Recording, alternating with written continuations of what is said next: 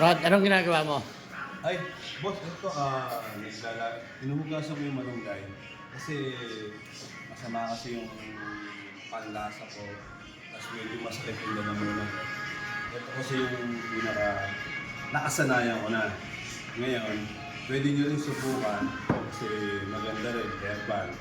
Safety rin. Tapos, mararamdaman nyo agad yung sarap yung ginawa. Isa lang. Dalawa ang kadalasang ininom ko is 4. Binababad ko lang siya sa mainit na tubig. Yan. Tapos, after nun,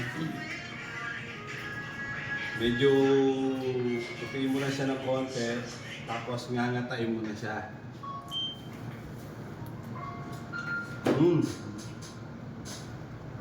Hindi ito yung harap. Grabe. The best to para sa mga may ubo, may sipon, hindi mo sa mapakarandam. Subukan nyo. Pisipipin nyo lang yung katas. The best. Tapos, pwede nyo rin ipasa kanara natapos na kayo. Pwede nyo rin ipasa sa katabi nyo. Nandun yung nandun yung epekto nun. Sarap, grabe. Tapos na ito, mainit. Medyo pagdiplaan ng kape. Diba?